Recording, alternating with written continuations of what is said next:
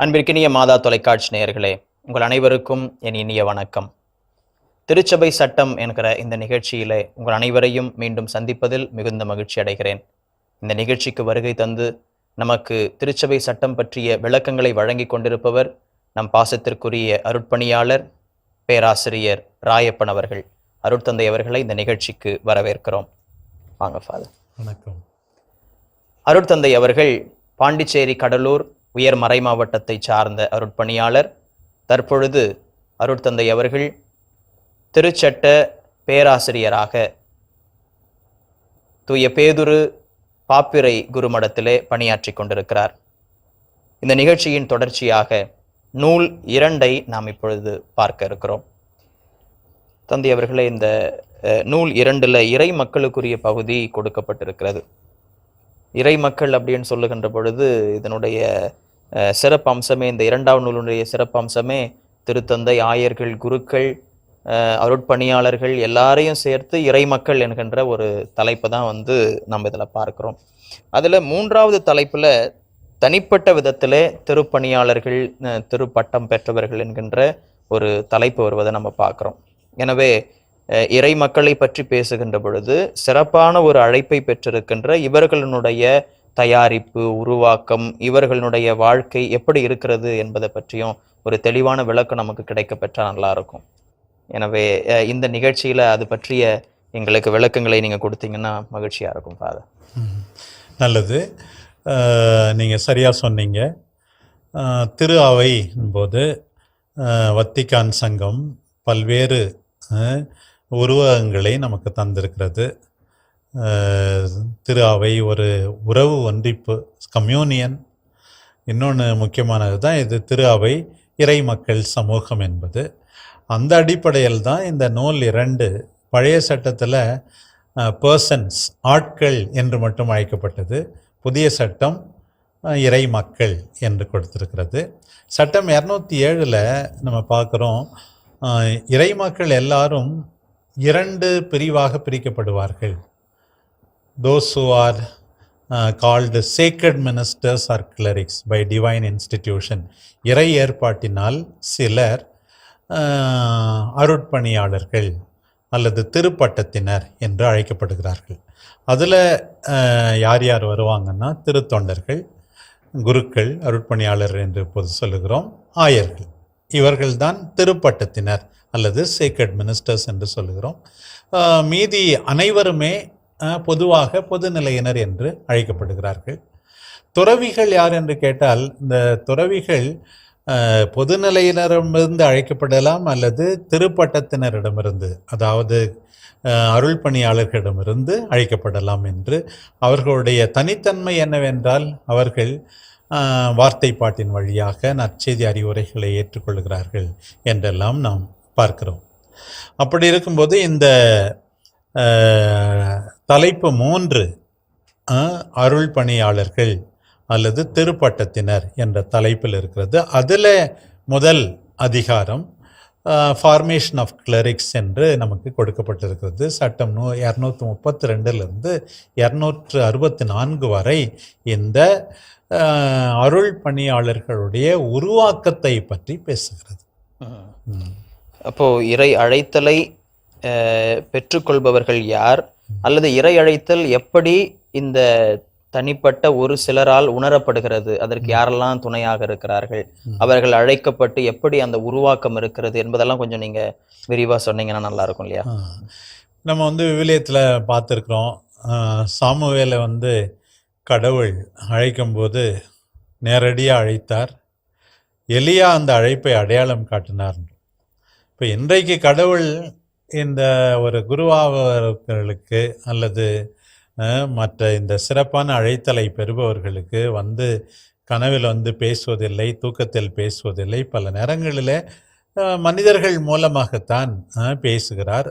சிறப்பாக ஆண்டவரை நெருக்கமாக பின்பற்ற, இறை வார்த்தையை அறிவிப்பதை தங்கள் வாழ்வாக கொள்ள, அருள் அடையாளங்களை நிறைவேற்ற ஒரு சிலர் தனிப்பட்ட விதத்தில் ஆண்டவரால் அழைக்கப்படுகிறார்கள். அந்த அழைப்பை ஊக்குவிக்க வேண்டியது, மேம்படுத்த வேண்டியது, அடையாளம் காண்பிக்க வேண்டியது திரு அவையில் உள்ள எல்லாருடைய கடமையாக இருக்கிறது.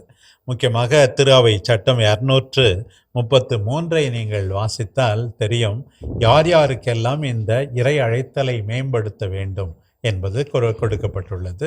சட்டம் 233. திருச்சபை முழுவதிலும் திருப்பணியின் தேவைகளுக்கு போதுமான ஏற்பாடு செய்வதற்காக இறை அழைத்தலை பேணி வளர்த்தல் திருச்சபை சமூகம் முழுவதின் கடமையாகும். திரு அவை சமூகத்தின் முழுவதன் கடமையாகும். யாருமே எனக்கு நான் ஒகேஷன் ப்ரமோட்டரா இருக்க வேண்டியல அப்படின்னு சொல்ல முடியாது. பொதுவா முதல் வாக்கியத்திலேயே சொல்லப்பட்டிருக்கிறது திரு அவையின் முழுவதன் கடமையாகும். பிறகு ஒரு சிலர் பெயரிட்டு குறிப்பிடப்பட்டிருக்கிறார்கள். குறிப்பாக கிறிஸ்தவ குடும்பங்கள், கல்வியாளர்கள், சிறப்பாக குருக்கள், மிகச்சிறப்பாக பங்கு குருக்கள் இக்கடமையை கொண்டுள்ளனர். பாருங்க, குடும்பங்கள், ஆசிரியர்கள், குருக்கள், பங்கு குருக்கள், துறவிகள் கூட சொல்லப்பட்டுள்ளவில்லை என்றாலும் எல்லாருமே இறை அழைத்தலை உற்சாகப்படுத்த வேண்டும். ஒரு சில ஆண்கள், பெண்கள், சிறுவர், சிறுமிகள் முன்வரும்போது அதற்கு தடை செய்யக்கூடாது. எல்லாருக்கும் கடமை உண்டு. தொடர்ந்து இறை அழைத்தலை மேம்படுத்துவதில் மாபெரும் அக்கறை காட்ட வேண்டிய மறைமாவட்ட ஆயர்கள் திருப்பணியின் முக்கியத்துவத்தையும் திருச்சபையில் பணியாளர்களின் தேவையையும் பற்றி தம்மிடம் ஒப்படைக்கப்பட்டுள்ள மக்களுக்கு அறிவுறுத்த வேண்டும். முக்கியமாக ஆயருடைய கடமையும் வலியுறுத்தப்பட்டிருக்கிறது. ஆக எல்லா மக்களும், இன்னைக்கு மாதா தொலைக்காட்சி நேயர்களும் அவர்கள் குருக்களாகிறார்களோ துறவிகளாக இருக்கிறார்களோ, குறைந்த அளவு அப்படியாக ஆர்வம் கொண்டுள்ளவர்களை உற்சாகப்படுத்த வேண்டும், அவர்களுக்காக ஜெபிக்க வேண்டும். ஒவ்வொரு ஆண்டும் உயிர்ப்பு காலத்தில் 4வது ஞாயிற்றுக்கிழமை ஒகேஷன் சண்டே, இறை அழைத்தல் ஞாயிறு என்றெல்லாம் நாம் கொண்டாடுகிறோம். பொருளுதவியும் செய்ய வேண்டும். இப்படி எத்தனையோ குருமடங்கள் வாழ்வது, வளர்வது மற்றவர்களுடைய ஜெபத்தினால், உதவியினால் தான் என்பதை மறந்துவிடக்கூடாது. ரொம்ப அருமையான கருத்து ஃபாதர். இந்த முதல் பாயிண்ட், அந்த இறை அழைத்தலை பற்றி பேசும்போது இது ஏதோ ஒரு அருட்பணியாளருக்கு அல்லனா பங்கு குருவுக்கு மட்டும் இருக்கின்ற ஒரு கடமையாக பொதுவாக கருதப்படுகிறது. ஆனால் குடும்பங்களில் எந்த அளவுக்கு அது முக்கியத்துவம் கொடுக்கப்பட வேண்டும் என்பது இது ரொம்ப தெளிவா சொல்லி இருக்குது.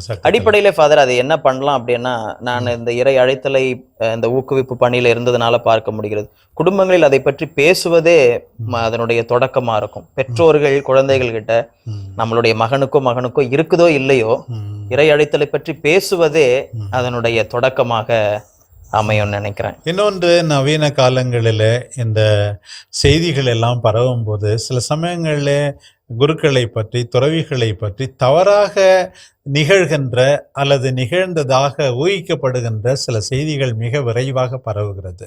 மாறாக நல்ல உதாரணங்களை அதிகமாக முன்வைக்க வேண்டும், அவற்றுக்கு முக்கியத்துவம் கொடுக்க வேண்டும். எல்லா சூழ்நிலைகளிலும் தவறுகள் நிகழ வாய்ப்பு உண்டு. இப்படி நல்ல செய்திகளை பரப்ப வேண்டும், நல்லது செய்ய மக்களை தூண்டி எழுப்ப வேண்டும்.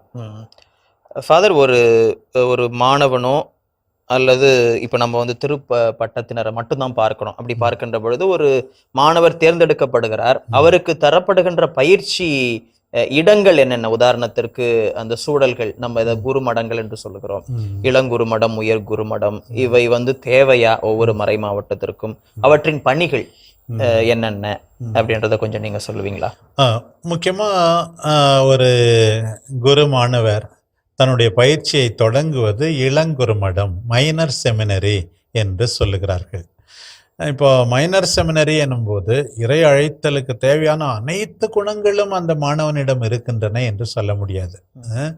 அது உண்மையாகவே ஒரு நாற்றங்கால் மாதிரி மைனர் செமினரி. உலக கல்வியும் பெற்றுக்கொள்ள வேண்டும், அதே சமயத்தில் ஆன்மீகத்தில் சிறப்பான ஈடுபாட்டையும் அவர்களுக்கு கொடுக்க வேண்டும். கால ஓட்டத்தில் சிலர் சொன்னார்கள், இந்த மைனர் செமினரி எல்லாம் இருக்கக்கூடாது, இளங்குருமடம் எல்லாம் இருக்கக்கூடாது, வளர்ந்த பிறகு அவர்கள் சுயமாக முடிவெடுக்க வேண்டும் என்றெல்லாம் வத்திக்கான் சங்கத்திலும் சிலர் அந்த கருத்தை சொன்னார்கள். பிறகு 1990ஆம் ஆண்டு நிகழ்பெற்ற இந்த குருக்களின் உருவாக்கத்துக்கான ஆயர்கள் பேரவையிலும் அதெல்லாம் பேசப்பட்டது. ஆயர்கள் மாமன்றத்திலும் ரோமையிலே விவாதிக்கப்பட்டது. இறுதியாக 1992 இந்த பாஸ்தோரஸ் தாபோ ஓபிஸ் என்று இந்த அருள் பணியாளர்களின் உருவாக்கத்துக்கான ஒரு முக்கியமான ஒரு மடல் வெளியிடப்பட்டது. இப்போ அதிலும் என்ன சொல்லப்பட்டிருக்கிறது, இதன் விளைவாக எல்லாம் அதே போல திரு அவை சட்டத்திலும் சரி, இளங்குறுமடங்கள் உண்மையாகவே அதனுடைய பணியை செய்கின்றன, இறை அழைத்தலுக்கு துணை புரிகின்றன, அது ஒவ்வொரு மறை மாவட்டத்திலும் இருக்க வேண்டும் என்று கட்டாயப்படுத்தப்படவில்லை. ஆனால் எங்கே அது இருக்கிறதோ அது மூடப்படக்கூடாது என்கின்ற கருத்தை தான் திரு அவை நமக்கு சொல்லுகிறது. இளங்குறுமடம் நிச்சயமாக துணை செய்கிறது. இருக்கின்ற இடத்துல ஒரு காலகட்டத்திலே நிறைய பேர் இருந்த இளங்குறுமடங்களையும் மூடிவிட்டார்கள். அப்படியெல்லாம் செய்ய வேண்டாம், இருக்கட்டும், அதனுடைய பணியை செய்யட்டும் என்றுதான் திரு அவை சட்டம் நம்மை கேட்டுக்கொள்கிறது. ஃபாதர், இப்போ இளங்குறுமடம் நம்ம புதிதாக தொடங்குவதற்கு பதிலாக இருக்கின்றவற்றை நாம் இயக்க வேண்டும், அது முக்கியமானது. இப்போ அந்த இளங்குறுமடத்திற்கும் உயர்குறுமடத்திற்கும் என்ன வித்தியாசம்? உயர்குறுமடத்தின் பணி என்ன? இப்போ போதுமான தொடக்க நிலை தயாரிப்போடு இந்த உயர்குறுமடங்கள் இந்த உருவாக்கத்தை தொடர்கின்றன சூழ்நிலையில். முக்கியமாக நம்ம பார்க்கும்போது இப்போல்லாம் உயர் குருமடத்திற்கு போகும்போதே கூட இளங்கலை பட்டப்படிப்பு முடித்தவர்களாக இருக்க வேண்டும், ஓரளவு முதிர்ச்சி பெற்றிருக்க வேண்டும் என்று எதிர்பார்க்கப்படுகிறது. சில இடங்களில் மெய்யியலையும் இந்த கல்லூரி படிப்பையும் சேர்ந்து செய்கிறார்கள். இருந்தாலும் கூட முதிர்ச்சி பெற்ற பிறகு அவர்கள் மெய்யியலை படிக்க வேண்டும் என்றும் நிறைய இடங்களில் எதிர்பார்க்கப்படுகிறது. இப்போ அங்கே உயர் குருமடம் ஏறக்குறைய 7 ஆண்டுகள் அவர்களுக்கு பயிற்சி அளிக்கிறது. அங்கே இருக்கிறவர்கள் பயிற்சி அளிக்கிறார்கள். இந்த ஆண்டவரை ஒத்திருக்க எல்லா நிலையிலும், ஆன்மீகத்திலும் சரி, அறிவியலும் சரி, மேய்ப்பு பணி அக்கறையிலும் சரி, எல்லா விதத்திலும் அவர்கள் படிப்படியாக அவர்கள் வளர்ச்சி பெற உயர்குருமடம் இருக்க வேண்டும். சட்டத்தை பொறுத்தவரை உயர்குருமடம் எல்லா மறை மாவட்டத்திலும் இருப்பது நல்லது என்று தான் எதிர்பார்க்கிறது. ஒருவேளை ஒரு தனிப்பட்ட ஒரு மறை மாவட்டத்துக்காக ஒரு உயர்குருமடம் இல்லை என்றாலும் கூட பல மறை மாவட்டங்கள் இணைந்து இன்டர் டயசிசன் செமினரி என்று சொல்லுகிறோமே, அப்படியாவது உயர்குருமடம் இருக்க வேண்டும் என்று சட்டம் விரும்புகிறது. ஃபாதர், இப்போ இளங்குருமடத்தையும் உயர்குருமடத்தையும் சொன்னீங்க. இப்போ உயர்குருமடத்தில் அதை நிர்வகிப்பதற்கென்று அருட்பணியாளர்கள் இருப்பது கண்டிப்பாக அவசியமானது. இப்போ அதில் இருக்கின்ற பணியாளர்கள் என்னென்ன தகுதியோடு இருப்பார்கள், யார் யார் இருப்பார்கள்? ஒரு உயர் குருமடம்னா ரொம்ப முக்கியமானவர் ரெக்டர், தமிழில் அதிபர் தந்தை அப்படின்னு சொல்கிறோம். இந்த அதிபரை நியமிப்பது ஒரு மறை மாவட்ட குருமடமாக இருந்தால் மறை மாவட்ட ஆயர், பல மறை மாவட்டங்களுக்கான குருமடமாக இருந்தால் எல்லா ஆயர்களுமே அதனுடைய ஆளுகையில் பங்கு கொள்கிறார்கள். எனவே அவர்கள் எல்லாரும் சேர்ந்து அந்த அதிபரை தேர்ந்தெடுக்க வேண்டும். அதுவும் ரோமை தலைமை குருவுக்கு அவருடைய செயலகமான புரபகந்தா ஃபீதேக் இந்தியாவை பொறுத்தவரை 3 பெயர்களை முன்மொழிந்து ஒரு தகுந்த குருவைத்தான் ஒரு அதிபராக, உயர் குருமடத்தின் அதிபராக நியமிக்கிறார்கள். அவர்கள் இல்லாமல் முக்கியமாக ஒரு குருமடத்தில் இருக்க வேண்டியது ஒரு பொருளாளர் தந்தை அவர்கள் இருக்க வேண்டும். ரெக்டரே எல்லாவற்றையும் பொருளாதாரம் சார்ந்தவைகளை கவனித்து கொண்டிருந்தால் போதுமான நேரம் இருக்காது அவர் மாணவர்களின் உருவாக்கத்தில். கட்டாயமாக ஒரு ஸ்பிரிச்சுவல் டைரக்டர் இருக்க வேண்டும், ஆன்மகுரு கட்டாயமாக இருக்க வேண்டும். இவர்கள் இல்லாமல் அங்கேயே அவர்கள் பாடங்களை கற்றுக்கொண்டால் நிச்சயமாக ஆசிரியர்களும் இருக்க வேண்டும், பல்வேறு பாடங்களை கற்றுக் கொடுக்கின்ற ஆசிரியர்கள். அதுவும் முதுகலை பட்டமாவது குறைந்த அளவு அந்த ஆசிரியர்கள் இந்த தொடர்புடைய அந்த பாடங்களில் பெற்றிருக்க வேண்டும். இவர்கள் எல்லாம் ஒரு குருமடத்தில் இருக்கின்ற பல்வேறு குருக்கள், பணியாளர்கள். இவர்களை நியமிப்பதில் ஆயர்கள் மிகவும் கவனமாக இருக்க வேண்டும். அவர்கள் சரியாக தயாரிக்கப்பட வேண்டும், நல்ல எடுத்துக்காட்டான வாழ்க்கை வாழ்பவர்களாக இருக்க வேண்டும், கற்றுக் கொடுக்க உருவாக்க பயிற்சிக்கு ஏற்புடையவர்களாக கொடுக்கக்கூடியவர்களாக அவர்கள் இருக்க வேண்டும். இதையெல்லாம் பார்த்து கவனமாக இவர்கள் எல்லாம் நியமிக்கப்பட வேண்டும். தந்தையே, இந்த நான் இப்போ கேட்க போகிற கேள்வி ஒருவேளை இதிலிருந்து சற்று விலகி இருக்குமான்னு தெரியல எனக்கு. அதாவது பணியாளர்களை நாம் நியமிக்கின்ற பொழுது அவர்கள் சரியான பயிற்சி பெற்ற பணியாளர்களாக குருமடங்களில் இருக்க வேண்டும்னு சொன்னீங்க. நான் குருமானவராக இருந்த காலத்திலிருந்தே என்னுடைய உள்ளத்தில் எழுகின்ற கேள்வி, என்னுடைய ஆசிரியர்களையும் பார்த்து நான் கேட்ட கேள்வி, அவர்களுடைய தகுதி முதலிடம் பெறுகிறதா அல்லது அவருடைய எடுத்துக்காட்டான வாழ்வு முதலிடம் பெறுகிறதா? நீங்களே சொன்னீங்க, அவர்கள் எடுத்துக்காட்டான வாழ்க்கை வாழுகின்ற பயிற்சி பெற்ற பணியாளர்களாக இருக்க வேண்டும் அப்படின்னு சொல்லி. ஒரு காலத்துல ஏறக்குறைய 30-40 ஆண்டுகளுக்கு முன்பாக நீங்கள் குரு மாணவர்களாக இருந்த பொழுது அங்க ஒரு சில நேரங்களிலே பயிற்சி அந்த அளவிற்கு போதுமான தகுதி பெறாத குருக்கள் கூட, பட்டயம் பெறாத குருக்கள் கூட அங்க பணியில இருந்திருப்பாங்க. அவர்கள் எடுத்துக்காட்டான வாழ்வு ஒருவேளை அவர்கள் சொல்லி கொடுத்ததை விட அதிகமாக உங்களுக்கு அது கற்பித்திருக்கும். அதை பற்றி உங்களுடைய கருத்து என்ன? அதான் இந்த ஆசிரியர்களை பற்றி நியமிக்கும் போது குறிப்பாக சட்டம் 253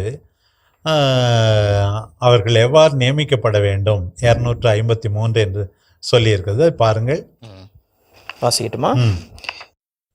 பத்தி 1, தலை சிறந்த நற்பண்புடையவர்கள் மற்றும் திரு ஆட்சி பீடத்தால் அங்கீகரிக்கப்பட்ட பல்கலைக்கழகம் அல்லது பட்டத்துறையில் முனைவர் பட்டம் அல்லது முதுநிலை பட்டம் பெற்றிருப்பவர்கள் மட்டுமே. பாருங்க, முதல்ல இந்த தலை சிறந்த நற்பண்புடையவர்கள் ஆக மாரல் குவாலிஃபிகேஷன், அதே சமயத்தில் பட்டம் பெற்றவர்கள், இரண்டும் இணைந்து தான். இப்போ வேறு சில இடங்களில் நாம் பார்க்கிறோம், ஏன் ஒரு ஆயராக நியமிக்கப்படுவதற்கு கூட எக்யூவலண்ட் நாலேஜ் இருந்தால் போதும், பட்டம் இல்லை என்றால் கூட.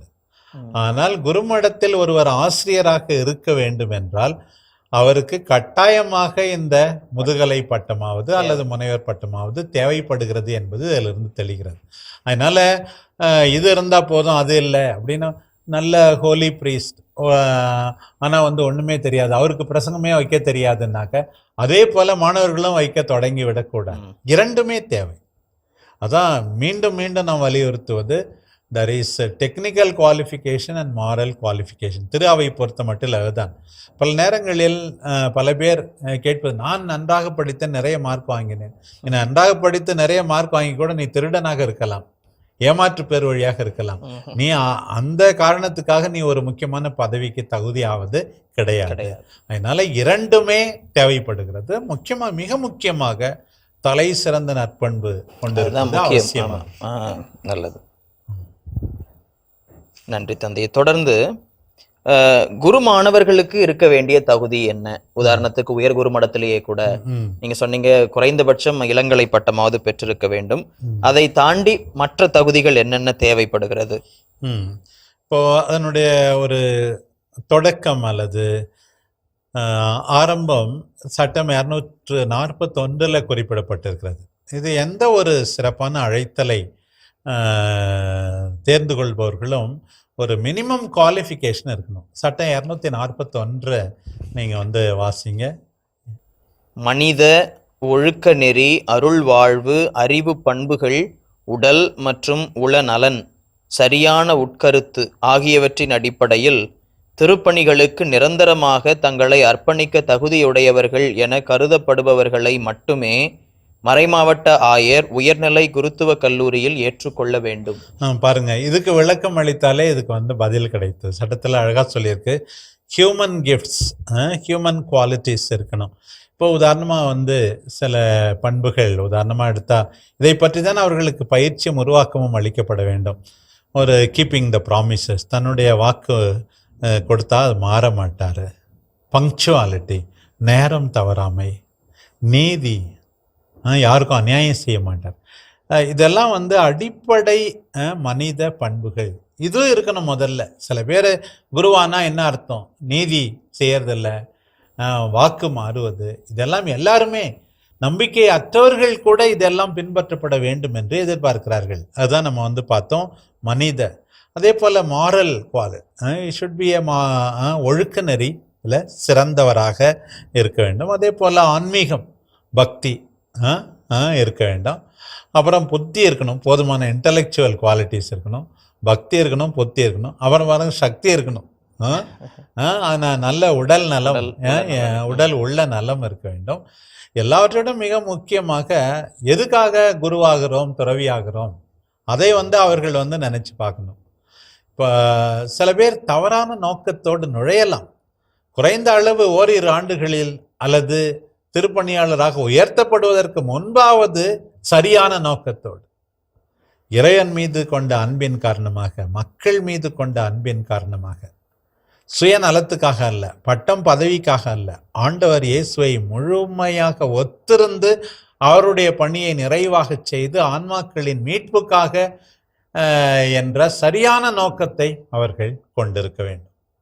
ஆக பல்வேறு நோக்கங்களுக்காக, தவறான நோக்கங்களுக்கு, அதான் உட்கருத்து, சரியான உட்கருத்து, ரைட் இன்டென்ஷன் என்று சொல்லலாம், அப்படிப்பட்டவர்களைத்தான் நாம் தேர்க்க வேண்டும். ஏறக்குறைய அந்த அளவு மினிமம் குறைந்த அளவு இந்த நற்பண்புகள் எல்லாம் இருக்கின்றனவா என்று ஆராய்ந்து பார்த்து தான் முக்கியமாக உயர் குருமடத்திலே அவர்களை ஏற்றுக்கொள்ள வேண்டும்.